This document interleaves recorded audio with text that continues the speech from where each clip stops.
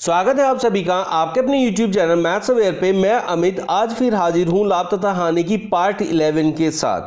आज के इन क्वेश्चंस को देखते हैं, ये किस टाइप के क्वेश्चंस होते हैं और इनमें हमें क्या करना होता है। चलिए स्टार्ट करते हैं आज का अपने वीडियो फर्स्ट क्वेश्चन के साथ। किसी वस्तु का क्रय मूल्य उस वस्तु के विक्रय मूल्य का 40% है। विक्रय मूल्य क्रय मूल्य का कितने प्रतिशत है? अगर आपको यहां ऐसे क्वेश्चन दिया कि क्रय मूल्य विक्रय मूल्य का 40% है, ये इसका 40% है, तो ये इसका कितना परसेंट होगा? ऐसे क्वेश्चन है। क्रय विक्रय का 40% है तो विक्रय क्रय का कितने परसेंट होगा? ऐसे क्वेश्चंस में सिंपली एक काम करना है, 2 बार 100 की मल्टीप्लाई करनी है, जो दिया है उससे भाग करना है। जो दिया है उससे हमेशा भाग करना है, तो विक्रय मूल्य क्रय मूल्य का कितने प्रतिशत है निकल कर आ जाएगा। 1 सेकंड का काम है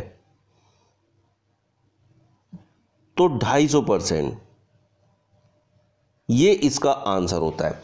तो इस तरीके से आपको करना है कि अगर उसने कहा है क्रय विक्रय का इतने परसेंट है और विक्रय क्रय का कितने परसेंट होगा, अगर ऐसे पूछता है तो 2 बार 100 की मल्टीप्लाई करनी है और जितना परसेंट आपको पहले वाले में दिया है उससे आपको भाग कर देना है, तो आपको पता चल जाएगा कि विक्रय मूल्य क्रय मूल्य का कितने परसेंट आएगा। नेक्स्ट क्वेश्चन देखते हैं। एक पुस्तक को 60 रुपए में बेचने पर प्रकाशक को 1/11 हानि होती है। 1/11 हानि का मतलब है कि उसने 60 रुपए में बेची फिर भी उसको नुकसान हो गया। इसका मतलब है वो चीज़ 60 रुपए से ज़्यादा की होगी, तभी 60 रुपए में बेचने पे उसको नुकसान हुआ है। तो उसकी लागत क्या है? तो वो 60 रुपए से ज़्यादा की चीज़ है, तभी तो 60 में बेचने पे उसको नुकसान हो सकता है। तो इसलिए पहला ऑप्शन जो है वो गलत है। और इस क्वेश्चन को आप ऑप्शन से करेंगे कैसे? 1/11 हानि हो रही है किसकी? लागत की। जो आपने उस पर खर्चा किया है उस खर्चे का 1/11 आपको नुकसान हुआ है। तो आपको पहले तो 1/11 का मतलब है कि वो संख्या देखनी है जो 11 से कट जाए। ये 11 से नहीं कटती है तो ये भी आपका आंसर नहीं होगा। फिर इस पे चलते हैं सी ऑप्शन पे। इसका 1/11 निकालें तो 11 सत्ते 77, हमें 7 रुपए का नुकसान हुआ। अगर 7 का नुकसान हुआ, 77 की चीज़ थी तो 70 में बिकेगा तब 7 का नुकसान होगा, 1/11 तब बैठेगा। जबकि ये तो 60 रुपए में बेचने पे हुआ है, तो फिर ये ऑप्शन भी नहीं होगा। फिर हम इसको देखेंगे, इसका 1/11 देखा तो यहाँ 66 रुपये की चीज़ है, 6 रुपये का उस पर नुकसान हुआ है, 60 की बिके तो मुझे 1/11 नुकसान हो। बिल्कुल सही, यही क्वेश्चन में पूछा है। यहां अगर हम देखते इस वाले ऑप्शन में तो 77 रुपये जो है, अगर उसका 1/11 निकालने जाए तो 7 रुपये होता है। 7 रुपये का नुकसान होकर 70 की बिकनी चाहिए, तब यहाँ 1/11 जो उसने ऊपर बोला है वो सही बैठता। लेकिन चीज़ तो 60 रुपये की बिकी है, इसलिए हम इस ऑप्शन को प्रीफर करेंगे। ऐसे हम क्वेश्चन का आंसर निकालते हैं। तो 2 ऑप्शन आपके पहले ही खत्म हो गए। तीसरा ऑप्शन इसलिए खत्म हो गया क्योंकि वहां 60 रुपये आना चाहिए था, यहां 70 आ गया, तो इसलिए option D is your correct answer. एक व्यक्ति ने एक घड़ी 1600 रुपये में खरीदी। इस घड़ी को बेचने पर उसे विक्रय मूल्य का 20% लाभ मिला। घड़ी का विक्रय मूल्य क्या है? ये भी ऑप्शन से करना होता है। ये 2 टाइप के क्वेश्चन मैंने आपको आज सिखाए हैं जो ऑप्शन से होते हैं, और ऑप्शन से कितने आसान होते हैं पिछला आपने देखा, अब इसको भी देख लीजिए। उसने कहा है कि हमने 1600 रुपये में बेची कोई घड़ी और विक्रय मूल्य का 20% लाभ मिला। मतलब जो भी विक्रय मूल्य है उस पे हमने 20% कमाया 1600 रुपये की हम जब खरीद रहे थे। तो इसका मतलब क्या है कि जो विक्रय मूल्य है, जितने रुपए में हम अब बेचेंगे, उसका 20% अगर इस 1600 में जोड़ दिया जाए तो वो विक्रय मूल्य वापस आ जाएगा। तो इसका मतलब हमें पहले वो संख्या लेनी है जिसका 20% इसमें जुड़ जाए। जैसे इसमें हमेशा पहले पूरी संख्या लेने की कोशिश करनी होती है। ऑप्शन रखने का सबसे आसान तरीका, क्योंकि यहाँ 1600 रुपये पूरा पूरा है, 20% पूरा पूरा है, 22-23 करके नहीं है। तो इसलिए पहले वो ऑप्शन लेंगे जो सबसे सीधा ऑप्शन है, जैसे 2000 का 20% निकालें तो 400 रुपये होता है।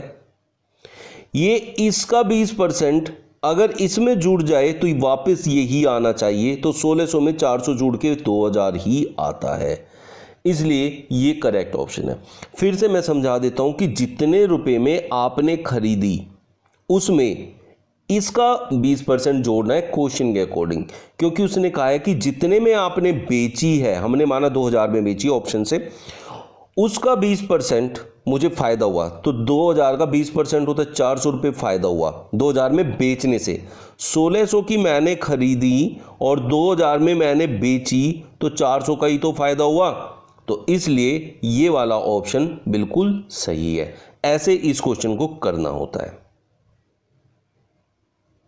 नेक्स्ट क्वेश्चन, एक वस्तु का विक्रय मूल्य निश्चित है, यदि इसे इस मूल्य के 2/3 मूल्य में बेचा जाता है तो 10% की हानि होती है।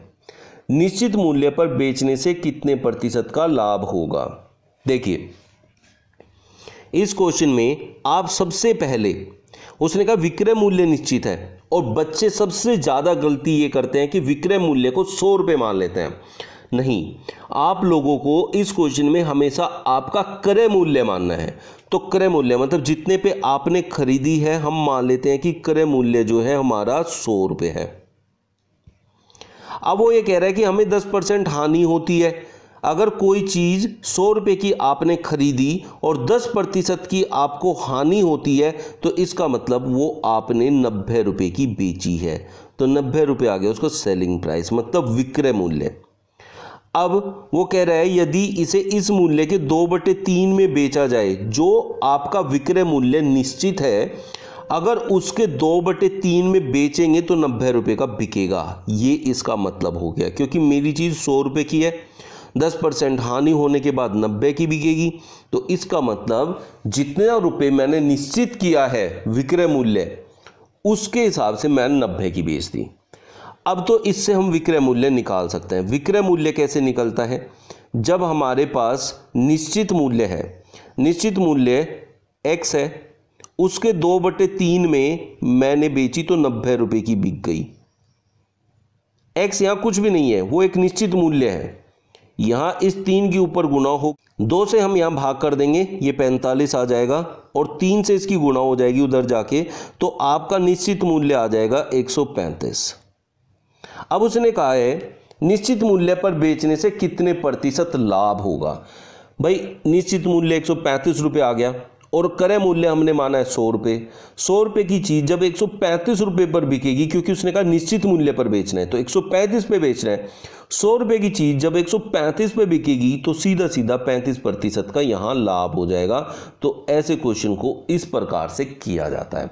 इसमें सबसे ज़्यादा जरूरी जो समझने वाली बात थी वो थी कि विक्रय मूल्य को आपको 100 नहीं मानना है, विक्रय मूल्य को 100 नहीं मानना है, क्रय मूल्य को 100 मानना है। आपको मानना है कि क्रय मूल्य 100 है, तब आपका आंसर आएगा। विक्रय मूल्य को अगर आपने 100 मान लिया तो बहुत मुश्किल होगा आपके लिए उस आंसर, इसका आंसर निकालना। इसका आंसर बहुत मुश्किल हो जाएगा आप लोगों के लिए। नेक्स्ट क्वेश्चन देख लेते हैं। किसी वस्तु को 8000 में बेचने पर क्रय मूल्य का 1/5 के बराबर हानि होती है। इसी टाइप का क्वेश्चन पीछे सिखाया था, उसी चीज को यहां रिपीट किया गया है। इस वस्तु का क्रय मूल्य क्या है? तो इसका मतलब ऑप्शंस में क्रय मूल्य है और क्रय मूल्य का 1/5 लेना है। तो सबसे पहले तो आप ये देखिए कि कितने रुपए में बेचने पर भी आपको हानि हो रही है। 8000 रुपये में मैंने बेचा तो भी मुझे हानि हो रही है, इसका मतलब 8000 से ज़्यादा की वो चीज़ है, 8000 रुपये से कम की तो हो ही नहीं सकती। तो ये तो ऑप्शन बिल्कुल नहीं हो सकता। फिर दूसरी चीज़, मुझे हानि हो रही है उस क्रय मूल्य का 1/5। ऑप्शन में सारे क्रय मूल्य हैं, 1/5 का मतलब वो संख्या 5 से कटेगी ही कटेगी, ये संख्या 5 से कटेगी नहीं। तो ये दो ऑप्शन तो आपके नहीं होंगे। जो ये कहता है कि ऑप्शन से हम कैसे करें, ऑप्शन 4-4 करके देखने पड़ते हैं, नहीं, ऐसा नहीं है। ऑप्शन को अगर आप सही तरीके से एनालाइज करेंगे तो कभी भी आपको एक या दो से ज़्यादा ऑप्शन नहीं करने पड़ेंगे। अब ये देखिए, अगर इससे आंसर नहीं आया तो ये आंसर हो जाएगा, और अगर इससे आंसर आ गया तो फिर यही आंसर होगा। तो इसलिए एक ही ऑप्शन तो करना पड़ा, एक से ज़्यादा करना ही नहीं पड़ा। तो देखते हैं, अभी हम इसको लेते हैं। पहले भी मैंने आपको बताया जो सबसे सीधा सीधा ऑप्शन होता है हमेशा उससे करने की कोशिश आप लोगों को करनी है। 10,000 का 1/5 अगर मैं निकालूं तो ये होता है 2,000 रुपये। इसका मतलब 10,000 की चीज मैंने 2,000 के नुकसान पे बेची तो 8,000 की बिक जानी चाहिए, और उसने कहा कि 8,000 में ही बेची है, तो हमारी सारी कंडीशंस फुलफिल हो गई यहाँ से। तो इसका मतलब क्या है कि उसका क्रय मूल्य 10,000 रुपये था। 10,000 रुपये की वो घड़ी थी, उसका 1/5 मैंने निकाला तो 2,000 रुपये हुआ। उस नुकसान पे मैंने बेची तो 8,000 की बिकी और 8,000 की उसने बोली है, और वही कहा कि 8,000 बेचने पर 1/5 इसके मुझे नुकसान होता है, तो वही हुआ। इस तरीके से इन क्वेश्चंस को किया जाता है।